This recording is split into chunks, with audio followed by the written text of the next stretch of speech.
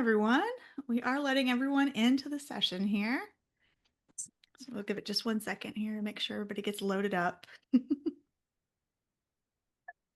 My name is Marcy Timmerman. I'm the Education and Outreach Liaison for MHA Kentucky, or Mental Health America of Kentucky. We are working today with FEAT, which is the Families for Effective Autism Treatment, and the Kentucky Psychological Foundation Association, and KPA, I apologize as well. So thank you all for being here for this, this great webinar with all these lovely partners of ours. We love doing this kind of thing. We want to hear more about what mental health topics you want to know about, and we are listening. So let us know in the chat or via email. Let us know what we can do and bring to you to bring some more of these collaborative events. So we know that they're growing in popularity, which is great. And if there's other things and other questions you have, we're happy to be here to help you. Thank you to everyone joining us today. We're excited to bring together leaders to provide you with information that may hopefully be quickly beneficial to you and your families. We're going to do a deep dive on some pretty intense subject matter, though. So what you hear today is meant to help you to understand and work with some of the concerns around this topic. It's not meant to be medical advice, so be sure and stick around until the end to hear about resources to consider if your child's issues need further clinical attention. There are specialists who can help. We have 2 of them here today. So with us today is Dr. Rachel Buhner. She is our former president at KPA and the current vice president at the Kentucky Psychological Foundation. She's a board member of FEAT, the Families for Effective Autism Treatment, and Louisville's home of the Innocents as well. Dr. Buhner owns Bright Light Psychology, offering therapy and bright light evaluation services, offering ADHD and autism testing in Louisville. We're also lucky to have Dr. Alex Pruitt with us today. Dr. Pruitt has a great deal of experience with the treatment of mood and anxiety disorders, pediatric obesity, diabetes management, avoidant restrictive food intake disorder, anorexia nervosa, bulimia nervosa, binge eating disorder, chronic pain or illness, and fatigue syndromes, as well as trauma. So she's got a long list there, friends. Her specialty training allows her to work with children as young as 3 years old. She owns a private practice in Louisville, and thank you for being here with us, both of you. Great to be here. So let's go ahead and dive into this important conversation. Kind of set the scene for us, Dr. Buhner, if you don't mind. Okay, so we have this kind of concern we often hear from parents. I work with a lot of families and a lot of individuals who have been diagnosed as neurodivergent, either with autism spectrum disorder or ADHD. And one of the common kind of themes that you will often hear is this fundamental issue about living as a human being, and that is eating and nutrition and getting what we need can often be an issue for families and individuals where neurodivergence is part of the picture. So you might hear a parent saying, my child will only eat 3 things, or if, one food touches another, it's like game over, or if I try to put something new on the plate, it's a whole battle. And it becomes sort of a battle of wills at meal times, and it becomes really kind of a spark for a lot of conflict and a lot of tension around meal times emerging and things like that.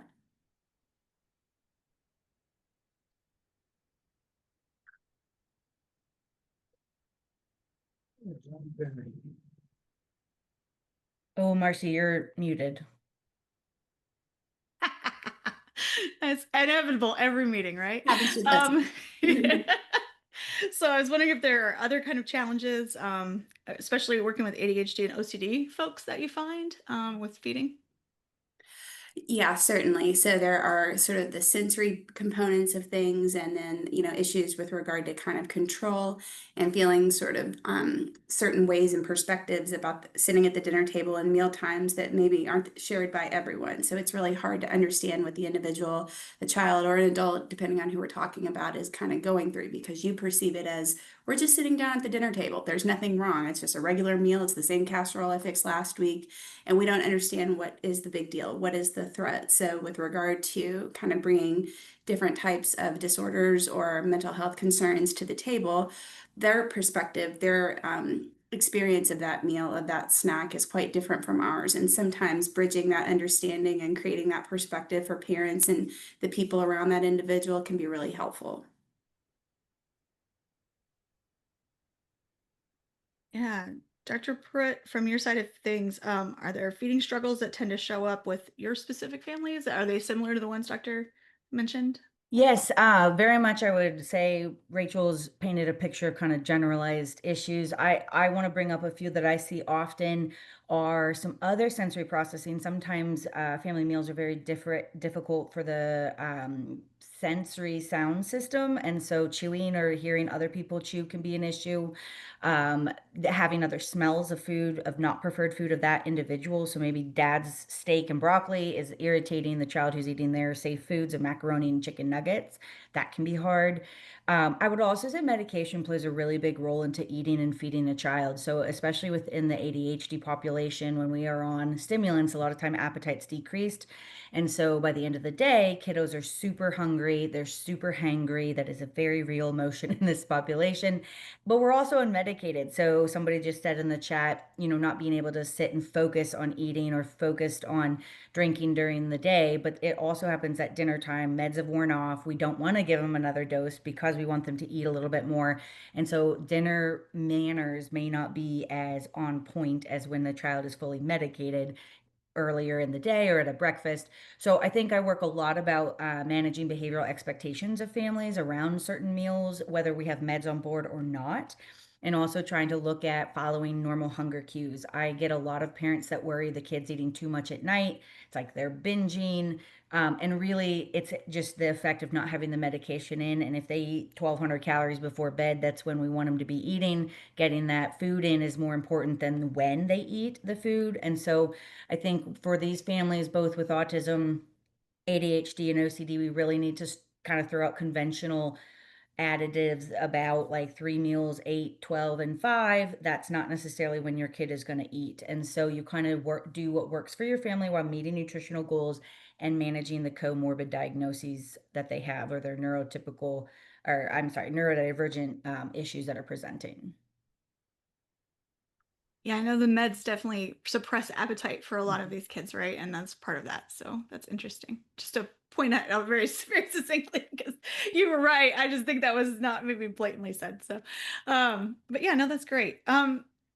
Dr. Brina, we talk about the battle at the dinner table. Are there ways to reframe that and work with that, or to intervene with that behavior choice? Certainly. I think certainly. So I think a lot of the families or perhaps providers who are here with us today have the best of intentions. So we want it to be feel less of a battle. We want to make sure that children, that individuals have what they need from the standpoint of nutrition, that they're getting enough calories, hopefully that they're getting, the macro and micronutrients that they need, that they get what they need. It's a primitive need of ours as caregivers to make sure that kids have the nutrition that they need. And we equate love with feeding them and making sure that they have what they need. So this is really deeply ingrained stuff for us.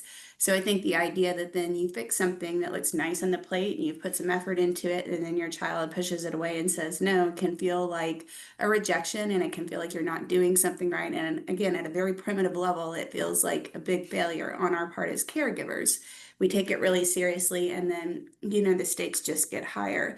But for a child who has just been presented with a plate of food that you'd really like for them to eat, and they can see the expectation on your face, and they know that you've put work into it, and they know that they've had this battle with you earlier today or every day this week so far, suddenly we have an issue of they feel a certain way about what's presented to them, and you feel a certain way about what's presented to them. And while, again, I said a second ago, you're thinking, we're just sitting in our kitchen, and what's the problem? And this is something you've had before. Why won't you just this or that? For them, they may have very heightened kind of sensory things going on where their circuits are short overloaded, and they feel like, it's not just a plate full of food that they recognize. They feel like they're on a, just stepped onto stage and there's a hot spotlight on them, and you're putting something in front of them and telling them they're under pressure, and it's like their sensories, they're just in sensory overload. And at this point, we're turning off necessarily like good decision making, and we just feel like we're under threat. And again, I think that for those of us who are here today for this, or maybe watching it down the road in the library, the idea is we want for this to be a positive experience for kids. We want this to feel better. We don't want this to be a battle. This is a lose-lose at this point if they're not eating enough and we feel like we're doing a poor job. So reframing this as, instead of how do I make them eat it, how do I get them? How do I convince them? How do I punish? How do I, control? To instead think of it as a matter of how do I make them feel? How do I allow them to feel safe enough that they might be willing to consider it? How do I create a sense of safety around my child? How do I prioritize that sensation right now versus getting what I want? That's great information. Yeah. I know Can that, I add on to that? yes, 'Cause please. I've got a point that will breach really nicely into the topic of shooting for flexibility. And sometimes I think we are looking at the kids' chronological age and not really where they are, maybe more emotionally or developmentally. We know kiddos on the spectrum or with ADHD can present a little younger emotionally. Think about when you fed your toddler. Like we didn't really care when they ate or what they ate as much. We would let them eat at 2 p.m., 4 p.m., and 6 p.m. at dinner, right? So again, throw out some of those rules that you have to only have 3 meals. If you get applesauce in them in a pouch on the way from school to soccer practice, that's a win, right? So then at dinner, they might just need chicken nuggets and a carb. And so I often will have families reevaluate those expectations that Rachel was touching on, being realistic and flexible by saying, look at your daily intake as your nutrition, not every meal. So I think as adults, we're trained to really look at carb, vegetables, fruit, dairy, protein, and we are supposed to have this well-balanced plate. For a kid on the spectrum or a kid with ADHD or OCD, we're looking at like the daily total. And then for even younger kids, sometimes the week, right? So if they haven't had a ton of vegetables that week, then maybe by Thursday we're going to push the vegetable a little harder. But if they're generally getting a couple of fruits and vegetables, which can be smoothies, juices, easy fruit leather, pressed fruit, I don't really care. Dried fruit, candied fruit, it's still fruit. It goes in. We are getting that nutrition there. I think there's a lot of pressure about good foods, bad foods, the right foods. Food is not moral. It is about just getting wide, diverse nutrition and take that pressure off of yourself. And so, again, protein shakes in the morning with some fortified cereal, you're getting the kid off with a good start, even though it's not eggs and avocado toast. There's not a specific way you have to feed what works for your family on your agenda with your schedule and your parental resource. So I'm always asking parents, how much juice do you have at the end of the day to sit down and do this at 6 o'clock? Would it be better to do it at breakfast? Would it be better to get a more nutritious snack in before dinner because you're not as tired, they're not as tired? So I really work for the family with the family to find the best time to kind of push those nutritional angle or goals versus just getting the kid fed and having a pleasant dinner experience. If I'm ever introducing a new food, it's called homework time and it is not around a meal.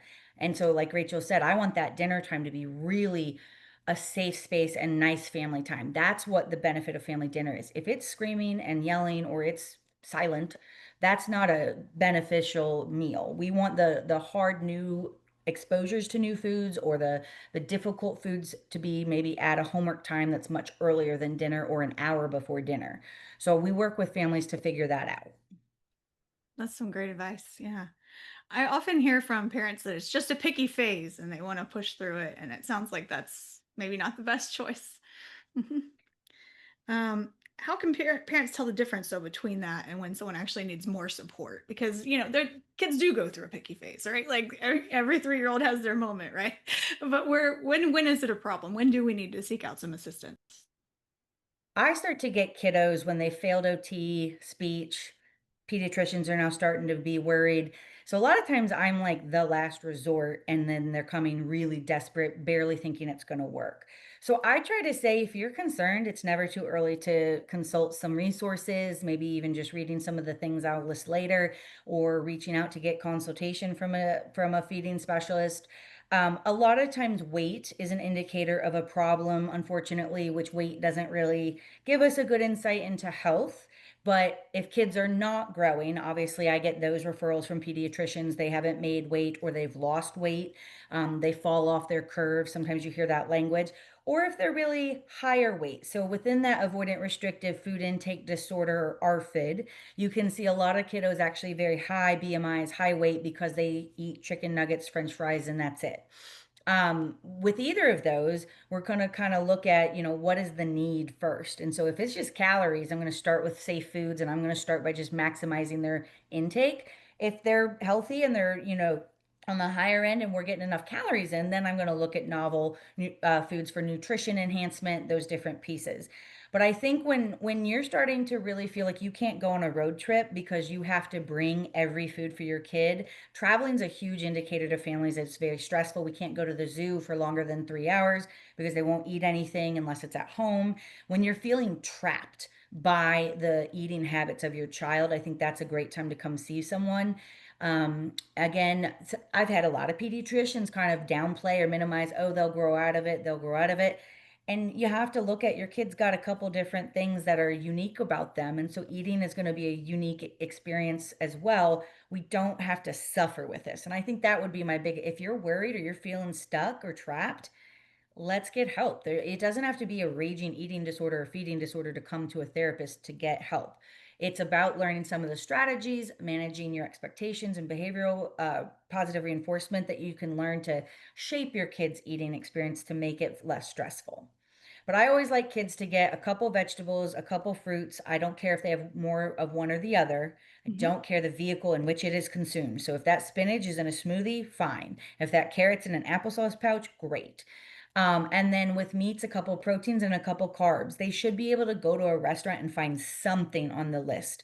And I think those are my markers for like we have enough foods to be able to be successful in the world. That makes sense. And Dr. Rachel, how does that work with the autism? Like, where is that intersection with that kind of RFID and more of an autism or neurodiverse area?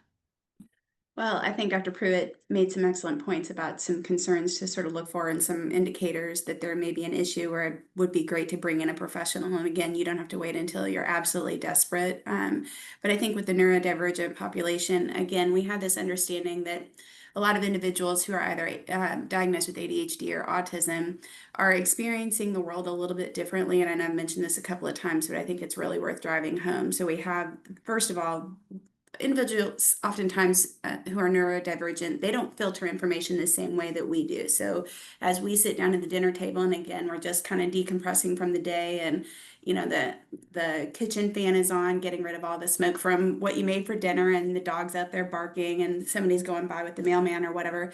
We may perceive this as just a normal scenario in which we sit and we have our dinner. But to a child who perhaps is on the spectrum, they may experience it as deafening noise. Plus, now we're bringing in strange smells, and the kitchen smells weird, and everybody's running around. There's a lot of visual chaos and clutter, and we're being presented with a food with a lot of pressure suddenly on us. And the idea that we're not able to filter out a lot of the stimulation that's happening with us, so we may feel very overstimulated. So we have this position where what's in front of me and what I put into my body smells weird, looks weird, it's new, and there's a lot of pressure on me. And this is something over which I can have some control. And I definitely will let Dr. Pruitt say a little bit more about that element of it. But what we know is that for neurodivergent kids, oftentimes their ability to filter out stimulation, all these different sensory inputs, perhaps is a little bit different. And when you feel like you're overstimulated, it suddenly kicks in that kind of fight or flight response. So again, we perceive it as just, a normal night, but for a kid who's dealing with who is neurodivergent and dealing with this new food or perhaps some pressure around the food in front of them, this is a big scary scenario, and their body perceives it as a threat. So understanding that, and understanding that sometimes too there can be an element of feeling perhaps a little bit rigid and anxious around food and anxious around sameness. I like the same foods. I like it to be predictable. This is one thing that I can control, recognizing how high stakes it is for that child sitting there too. What can I do to create safety around them now? That's great. Dr. Pruitt, did you want to talk about like that control factor and kind of that perspective? Mhm. Absolutely. And when I'm talking about like a homework time to practice new foods, that kind of eliminates some of that pressure Dr. Rachel is talking about, that it is creating this spectacle at dinner, right? Which can be hectic, and maybe we have to leave the house for an activity, or we got to go pick a sibling up, and so there's pressure just already there. When we sit down and do the homework for an exposure food or novel food, we're really trying to eliminate some of those confounding variables or the other things that are messing up the kiddo's system to approach it. You brought up fight or flight, which is a great biological reminder. All your nutritional urges are going to go away when we're in fight or flight response. Appetite will be suppressed. And so, again, a kiddo's not going to be hungry, and they're not manipulatively saying, I don't want to eat right now. They're physically not going to be hungry if they're elevated in that fight or flight mode as well. So, some of this is just basic science. And I always ask parents to capture the hunger times. If parents are being too rigid on a schedule because of sports or after school activities or something, and they're like, well, dinner's at 7, your kid might be really ready to eat at 5:30, and that's in the middle of practice or right before, but it makes more sense to eat dinner together at 7:30. Feed the kid when the kid's hungry, and that also can really help you feel less stressed about the nutrition going in, and so they might eat the bulk of their meal right after school when meds are coming off before a booster dose, but then 7, they could have a small thing at the dinner table. And I think that's something that a lot of families are like, oh, it's okay to do a snack at 7:30 versus a dinner at 5. And yes, what makes sense for your family? And just that permission to kind of make it make sense for their schedule and dynamic can be a really stigma reducing or compassionate way to approach this. And I also want to encourage people, you all have probably had some training or read some literature about working with your neurodivergent child. The eating should fall into the same category. They can't remember, 5-step commands. They can't eat 5 different foods on a plate. We should give them 1 to 2 choices. You can always add more food. So if you're worried or overwhelmed, they get overwhelmed easily, start with small amounts of the bare minimum. I need you to eat these 3 nuggets and I need you to eat these 3 apple slices. And your child's capable of maybe 5 and 5, but start with 3. If they're still hungry, they will eat more and tell you, or you can offer a third food. But I think, again, playing with this is something that families feel isn't allowed, or it's not good or perfect to set down all of the food at once. I see so many kids get overwhelmed with a full plate where if they could just focus on 1 food at a time, they actually would eat a lot more instead of putting all 3 foods on full portions. I also think a diet culture piece of this for feeding and overwhelming kids is from adult diet. We shouldn't drink calories. Calories being drank are totally fine. If your kid's drinking milk to get calories or fortified chocolate milks or protein shakes or smoothies, completely okay. I know that dentists don't love that I say that, just make sure they brush their teeth. But really, liquid calories can be lifesavers for some of these families because, again, drinking calorie is not the same as another 3 nuggets on my plate. And so you can get a lot more fruits and vegetables in through juices than you think. And frankly, a lot of kids are never going to eat green beans, but they'll eat greens in a smoothie. So I just think you have to throw away some of the diet culture adult rules that we've learned about what's good and bad and throw it to the wayside. I don't care if my kids are drinking 100% Capri Sun juicy juices. They can have them whenever they want, anytime they want. I prefer that over water sometimes. The body needs liquid. It's not just water that they can drink. So I see that's a really hard rule for some parents to bend as well because of their own feelings about calories and what's right or wrong. Yeah, I think that's completely fair. We do have a question in the chat. I think that relates to this probably directly. What about a child that doesn't eat any foods? They've got a child that's still on baby food. They're using baby cereal to thicken it. Is that Yep, a good solution, or is there anything you want to add to so that? it's does the person mind telling me how old the child is? Oh, good question. Let that sit if they can put that in there. I did have a 5-year-old, so going into kindergarten, who was still drinking most of their nutrition through a bottle, and they were drinking formula, and then they ate peanut butter and chocolate, and that was it pretty much, and sometimes Teddy Grahams. So I have gotten these kiddos. I mean, baby formula at 5, 6 is really, really delayed, and so some of that weaning just didn't happen during COVID. It was during an extremely stressful time. We didn't see our pediatricians as often. So some of these 6-year-olds, so I saw it was 6. That was COVID. When you should have weaned, we were all in distress. That we're in a national crisis. Be kind to yourself as a parent. You raised a little by yourself in seclusion. We didn't necessarily wean in the way or have support with that. I know I didn't have my kids in the pediatrician's office as often during that time. So first of all, be kind to yourself. If you've got a kid who's really stuck with fiberless foods, I do think that at 6, I think that's a time to go ahead and start seeking some help and start to slowly add in things. I really look at chaining, and chaining is a term that we take something they actually like, accept, or prefer, and we find a very similar food or flavor or texture. So if a kid's really into crunchy, then I'm going to stick on the crunchy side of things and not go for cooked mush peas or cooked green beans. Those are not going to be foods that kid's going to relatively take to. But a carrot and a red pepper or a crisp apple, that might be a way to start, because if they really like crunchy chips or pretzels, more likely they would take that for a fruit or vegetable.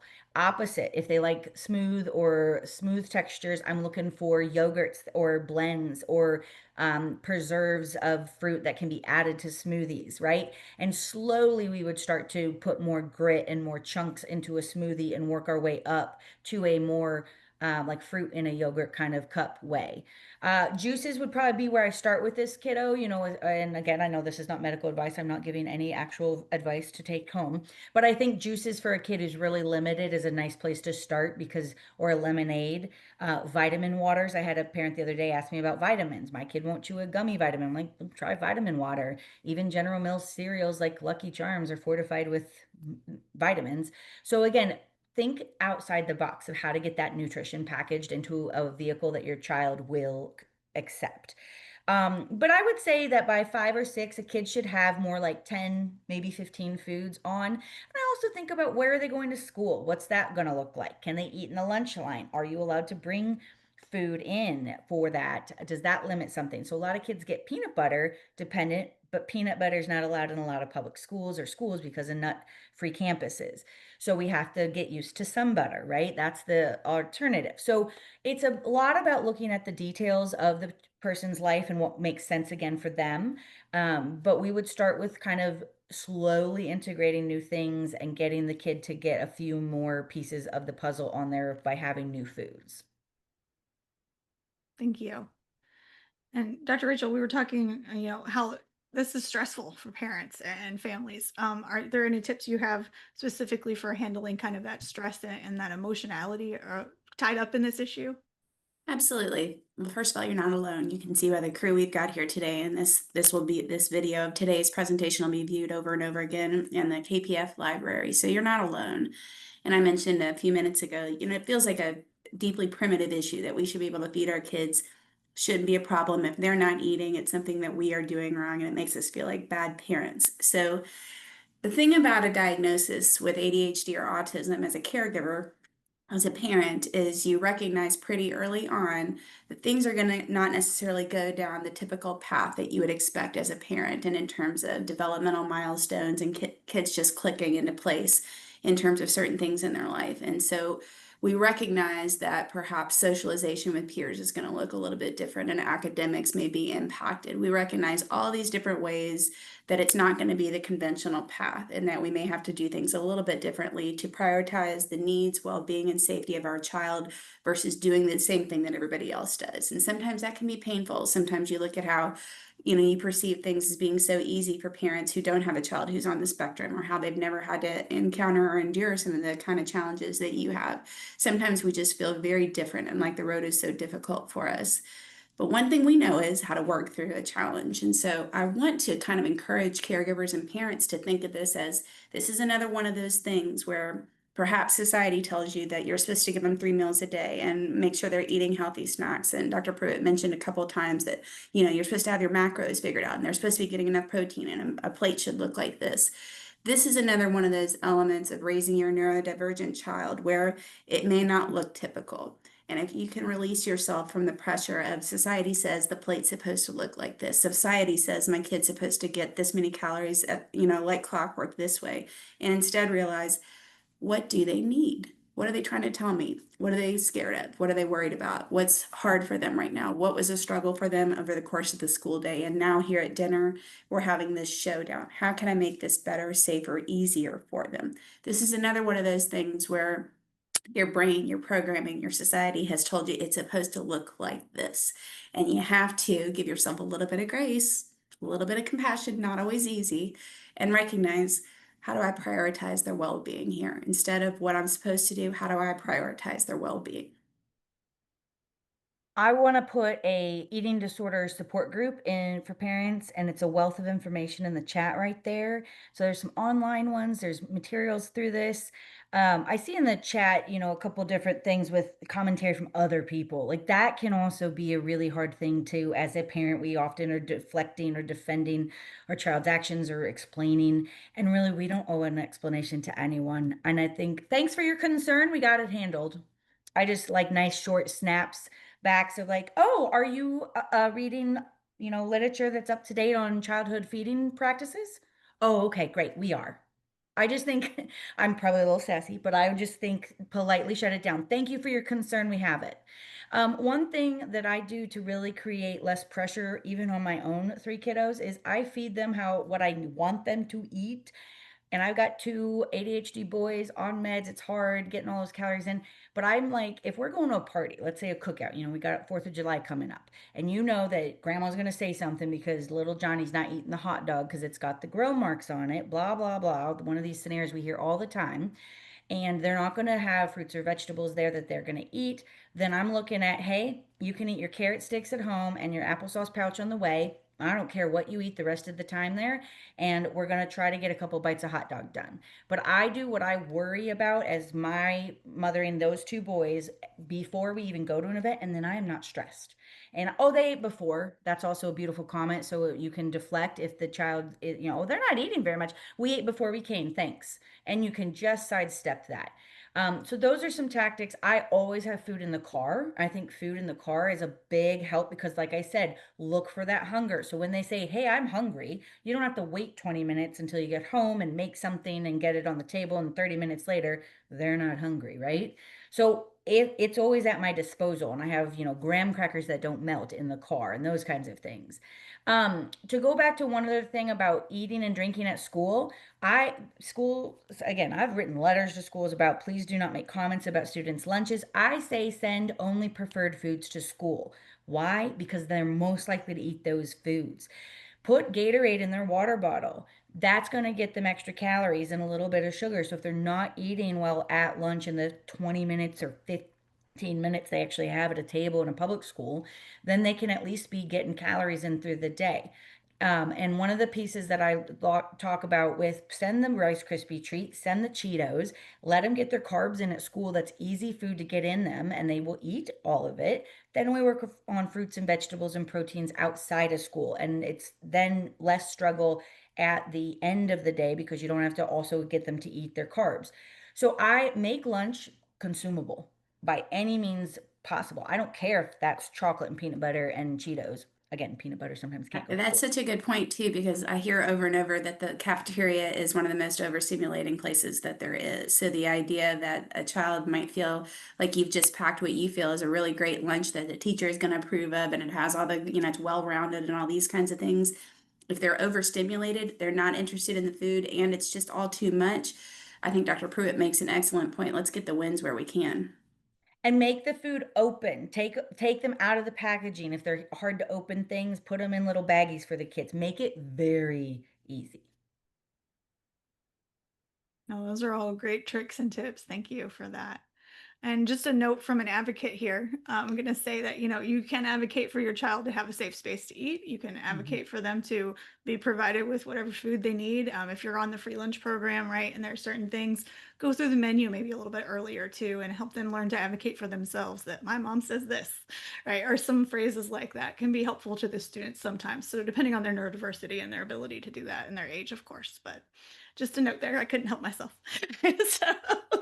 So, feel free to ask questions in the chat, folks. We're definitely open to discussing specific issues. Is there anything we haven't talked about already that you both wanted to make sure we addressed today? I know we had a question right now about how to support each other as caregivers in the Yes. home. Can we touch on that? Because I had a little list of things I wanted to touch on. So when you are parenting or even a solo parent, you've got to have a moment where you can tap out. And I think that's so important for either 2 caregivers to understand, or as a solo parent, you figure out how can we tap out when you need a moment and take a deep breath and just take time out. I think it is absolutely mandatory for you to have easy meals. You should have some low pressure, easy meals. I do not care if they just eat ice cream and french fries for dinner that night. If you're at your wits' end, that is a better dinner for the kiddo to get down than you to be screaming at them to eat the applesauce. So, recognizing your limits is really, really important. And as partners or caregivers, talk about, hey, I came home and I got 5% in my gas tank. I cannot right now with dinner. Where are you at? Or I got the first 20 minutes, but you're going to need to sit with them after that because I just have to do these other things around the house or at work. If you're parenting alone, really looking at managing some of those expectations. Things may move slower in a single parent home because resources are at half capacity. You don't have two adults to tag team. That's okay, but you need to have some other supports. Do you have a friend you can call? Do you have a parent that you can call and just cry to for a minute and then you feel better and go out? I really think about your parent resource and what you can give at that mealtime before you make the meal is really helpful because then you're not setting yourself up for failure. Set these kids up for success, set yourself up for success. How much can I really play at this tonight, or I just don't have the energy? Fine. I also want to mention we do therapy in spurts with these kiddos. I will see families sometimes every week in the summer because parents have more time and energy. They're not missing school, they're not missing work. They have that capacity to feed the kid throughout the day. We may gain 10 pounds over the summer, and then guess what? Come August, I don't see them until maybe October. And we do one, and then maybe over December we see one, and that's fine. This is a long marathon. This is not, just learning a new skill. It's a very long term. A lot of times kids can get into the groove. They know the novel exposure is coming. They get a sticker for it. 5 stickers means this prize. Positive reinforcement can be very, very managed for eating disorder people or for the eating pieces of this. A lot of people who've been through ABA therapy know that, or just good behavioral therapy is often talking about high frequency rewards.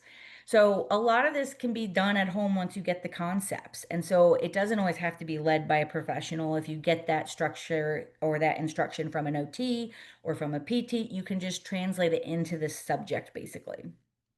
And I want to say too, make a plug here for FEET for Families for Effective Autism Treatment. You will meet lots of families when you go to FEET events, whether your child's there to play a little bit of soccer with other kids on the spectrum, or take a swim lesson down in a pool down at Home of the Innocents, or learn to ride a bike, or the myriad of ways that feed offers fun opportunities for families. You will meet other moms and dads and caregivers who are kind of going through similar things.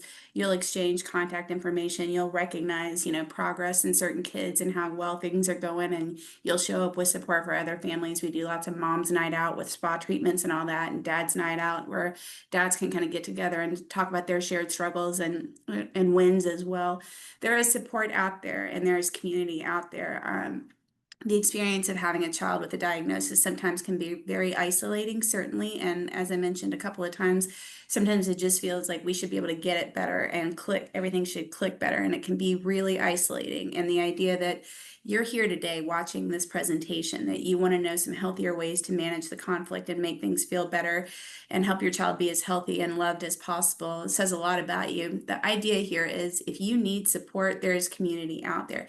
Additionally, I want to say that we would go to the ends of the earth to make sure that our kids have what they need. And again, you're here today doing this type of work. If you feel like you need support so that you can maintain your sanity, so that you can learn some new skills, so that you can have some new approaches and perspectives on parenting your child and having grace with yourself, if you feel guilt or shame because this isn't coming naturally to you, if these challenges are getting you to a point where you feel like you're not doing a good job and you're just piling shame on top of guilt, get a therapist, because as Dr. Pruitt mentioned, therapy is not always this linear, intensive experience where you're committing twice a week for 5 years. Sometimes you need a booster shot of support. Sometimes you get in for a few sessions, you get to unload a little bit, you get to kind of get some new perspectives on how things are going. If you work with somebody who's familiar with individuals on the spectrum or who are neurodivergent, you get some really solid skills that you can go home and implement tonight. You're not meant to do this alone. That no one is good at this right out of the gate. And if you need help and support, you're not meant to suffer. There are people out there who can make this load easier for you. What an important message too. Yeah, because it can feel very alienating. Go ahead, Dr. Al. I was just going to comment about these two lovely sharing experiences in the chat. One is a fear of choking, and then one is a medical G tube. And so that is a gastro tube that gets the child nutrition through liquid.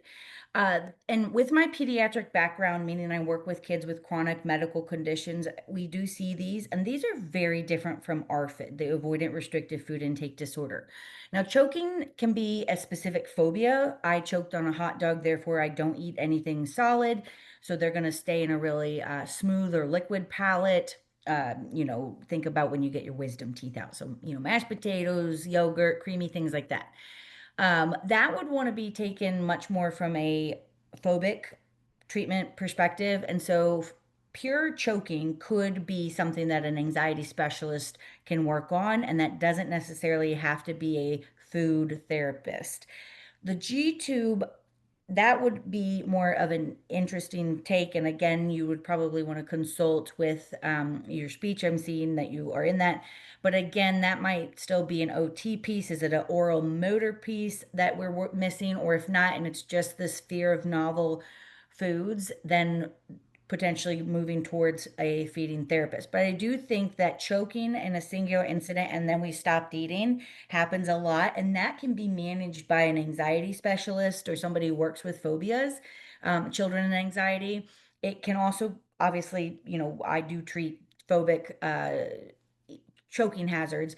But typically the choking happens all at once. And so what we're trying to do is then get foods back on track that we used to eat. And so it's less of a novel food is scary. It's more the just getting the kid back to where they were. Where a child who's been on G-tube for a long time or had a medical condition. I've worked with some oncology patients, children with cancer that have just had, they were babies and they didn't really have that normal toddler weaning experience. And so now they're 6 or 7 and they're still having trouble doing that. We just do that. We got to wean them and we get back on track. So remember what I said about meeting your kid developmentally where they are. And if we've had a delay because of an illness or a phobic incident, just scooch back to where you are. If they're on, semi-soft foods, then we're going to just slowly start to get those lumps and bumps in the food, get texture in, and then just keep highly praising any change and moving them towards more solid foods over time. Thanks for that. Yeah, those were good questions. Thank you all. Keep them coming. And I did drop our main links, the KPA, KPF, FEET, and MHA, and we can add any more. I'm sure there's other things that Dr. Alex has for us that are good books, resources, websites, things that we should make sure we're sharing. Do you want me to talk about those now? Sure. Okay. Unless I skipped too far ahead, I'm sorry. No, you're totally fine. These again are much more eating disorder, kind of more the ARFID realm of things, so not necessarily phobic books, but there's two books that we like and generally for ARFID. One is called Broccoli Boot Camp by Williams and Silverling. Buy it on Amazon. It's very easy. It's made for parents to understand how to kind of do this approach. Another is How to Nourish Your Child Through an Eating Disorder. Now, I know that word eating disorder can be kind of misleading because you're like, well, I don't know if they have a full-blown eating disorder. This book, though, How to Nourish Your Child Through an Eating Disorder, is by Sterling and Crosby. BIE is the end of that. This book, though, really talks about a plate by plate approach. And so it helps with that anxiety about overall nutrition and kind of breaking it down that you're looking at each plate today and how we want to look at food for your kiddo. So even though it has eating disorder in the title, don't get scared off. There's still some really great principles in the book for ARFID or for, weaning a kid into more solid food. And again, that was How to Nourish Your Child Through an Eating Disorder by Crosby and Sterling. For local treatment of eating disorders or ARFID, we're very limited in Kentucky. And so one of the things that I have worked in the last 7 or 8 years in is really working on getting better treatment for eating disorders in the state of Kentucky. I served on a council for it. We really lack it. So the only center in Kentucky that is a licensed facility is the Louisville Center for Eating Disorders, and they do have practitioners who can treat ARFID. They work with OCD, they work with autism, they work with the ADHD population, so they're really well versed in both of those. There is an intensive outpatient if it was really something that you wanted to do more head on. There's also another private practice called Aspire, Aspire Wellness. Aspire Wellness treats eating disorders. And then in Jeffersonville, there's another company called Aster Springs, Aster Springs. Those are all eating disorder facilities. And so they're going to have a little bit more of that edge on eating disorder, anorexia, or the picky eating ARFID. If you're looking more for the phobic stuff, though, I think that they can help absolutely. And so those are really it. We don't have many other resources. I'm happy to, keep keep giving resources on books and things. And then that website I already loaded was really good for the support of the parents and getting that, like Rachel said, getting that system and community found for you. Somebody mentioned about reminding your child to drink water. I think it's a really good question. And there's this issue with some children who are neurodivergent experience just differences in how they perceive their own body cues. So interoceptive skills are, I can tell that I'm hungry, I can tell that I'm tired, I can tell that I'm hot or cold. Sometimes they're just not paying attention to those cues within their own body. So there are different types of reminders you can ask a teacher to gently, quietly, subtly cue your child to remember those things. Dr. Pruitt, I'm willing to hear any input from you on this as well. We recognize that that's not always going to be something that they remember to do. So providing loving, subtle, not embarrassing cues to do so can be really positive and helpful. Make it a game, get a fun water bottle, make a sticker chart. Get a bracelet where they can move the beads to remind themselves, something like that. Absolutely. I also am not opposed. I know, I think again, this is one of those they need to drink water. Doesn't matter if it has Mio in it or Crystal Light in it. If it gets them drinking the base is water, then they're drinking water. They like watermelon, cucumbers, those are great things. Flavor the water. A lot of people don't like the taste of pure water. So I think it's looking at training and getting them used to it. We set goals for finishing one or two water bottles during the day. It's a little game for my boys. Water, I think this is where sometimes we expect kiddos who are neurodivergent to be able to eat and drink regularly, but do we not have to also remind them to go to the bathroom a little bit more than frequent other typical kiddos? Like you're saying, Rachel, they're not in sync with their cues as much. My kiddos, if I don't tell them to go to the bathroom in the morning, they're like, "Ah, I'm gonna wet my pant," right? And it's rushing to the bathroom. It's like they still need this at 10. I mean, my kiddo's going into fifth grade, and this morning literally was like, "Wait, I'm gonna pee my pants." It's like you've been up for 2 hours. Go pee the first thing. So we're constantly working on building these daily living skills. Water's one of them. Again, car. Anytime you get in the car, everybody take a drink. And that's a really easy time. Transition times are good to reload on water. But make it a game, get a fun water bottle, get flavor they like. Those are all kind of tips that I work on. And slowly the body starts to say, hey, I kind of like this water. It will start to make it better. Do a pee test challenge. I know I talk about poop and pee a lot in my field. What color's your pee? It should be much lighter than this yellow. So if it's this yellow, we haven't won today. Get your pee as light as you can be. So you can have some fun with it in that realm. Poop, I make poop jokes, or if rocks are coming out, we got to have some more vegetables. Sorry, your body wants more, even though you don't like the taste.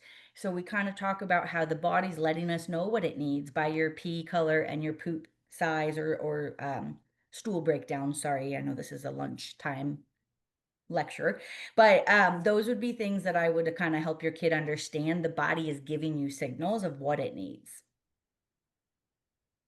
Oh, that's great. Yeah. And we're seeing some like hope-filled stuff about from one of our commenters talking about how her kids got better as they got older. This got easier. So that's wonderful to hear. I think for some of us, we need to remember that we're not in this alone, right? And that it will get better. And this stuff does build on each other. Is that correct, Dr. Alley? It is, and I'm looking at it all builds on each other, and we naturally will start to remember and build that habit in. Hmm. Let's talk about the gut biodome for just a Yeah. second, because one thing that a lot of folks don't understand, we've got these prebiotics and probiotics and kombucha and all this stuff out there, right? The health industry likes to create fear, and fear makes you buy the things. What that really means for a prebiotic and a probiotic and all this stuff, we have good bacteria that lives in our gut, in our bowels, in our intestines. And when we eat certain foods regularly, the bowel starts making enzymes to break down that food. And so, what we want to think about is if a child has never had more than four foods their entire life, and then they've been G tube fed nutritional liquid, they don't have a ton of enzymes in their body to break something down. So, if you give that child ice cream for the first time, they're not going to have lactate enzyme to break that lactose sugar down in the ice cream. They're going to get gas, they're going to get bacteria being very angry in their belly, and they're going to have probably a diarrhea reaction. So, what you want to think about is not necessarily that kids can't eat it, it's that they have to have a slow amount of that food introduced to the diet. So, if people diet regularly and cut carbs out and then go eat pasta one night, then they say, oh my God, my stomach hurts so bad after pasta, I can't eat pasta. It's not that you can't eat it, it's your body stop making the enzymes to break that down because you've been dieting, which you should not do. And I do not recommend anybody to cut out food groups. So, where you want to go with this is thinking about your child's exposure to new foods. And if they've never had a certain food, go very small, kind of like we do in infancy, what the infant books say. You do it for 3 or 4 days and you build up that tolerance. And those things are helpful no matter what age. So, if your kid is ready to start cheese because you want them to eat cheese pizza eventually at a birthday party, then start very slowly with some cheese and let their little guts get used to it while they are working on that new food. It's not necessarily a sign they can't eat it, it's that you have to move forward and eat it. Does that help with the I think it does. Yeah. okay. Thank you so much. Yeah, I'm looking to see if there's anything else. That great comment about how a 10-year-old is marking the calendar each day with certain things that happen in our bodies. And just those kind of solutions, right? Getting creative, that gamifying seems to be a trend as well. The gut can get pretty lazy too on things like Miralax or laxatives. Again, with kids, we want to use a stool softener like a Miralax or sometimes a pill. It's called a stool softener. It draws moisture into the bowel to make the stool softer so it's easier to pass, where a laxative is actually contracting the muscle for the body and then it's pushing out the poo. The body can get real lazy and sometimes it doesn't want to push out poo on its own if you stop the laxative. So really steer clear with laxatives unless you're prescribed by a doctor to do that. And that would be more like a bowel clean out. Think about colonoscopy prep. So that would be something that's more of a emergent full constipation in a kiddo. We need a bowel clean out and we're going to do massive bowel like a colonoscopy prep. Miralax is something that's great, but I think it's short term. Kind of think about it as jet lag. You might need some melatonin to get back on your sleep schedule when you return from a different time zone. Miralax is something you want to get going and use it like every 3 or 4 days for a while to get it going, but we want to be able to get the body more fiber or more water to balance itself and have the bowel movements. Some kiddos need it, and I'm not speaking, any medical advice here. Talk to your pediatricians or get a gastroenterology referral. But I definitely think that it's sometimes it's that lack of water piece people don't see, or like a fiber gummy or more fiber in their diet in a different way. Thank you for addressing that. That was my next question. So thank you. Yeah. Dr. Rachel, is there anything you wanted to share as far as resources other than feet and the things that we've mentioned so far?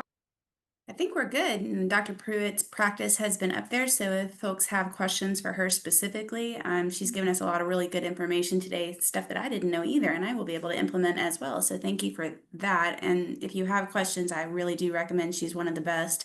Please seek her out. Yeah. Awesome. Well, thank you both for all of this excellent information. Reminder, you're not alone, right? Feeding struggles are complex, and you're definitely not alone in this. My nephews are part of our system, so we've learned as a family how to handle this. And I think bringing in those support systems, right, that we've talked about before, keeping that open mind. Let's just kind of remind those things. We hope today you have a new way to think about things, and thank you so much for joining us, everyone. Thank you.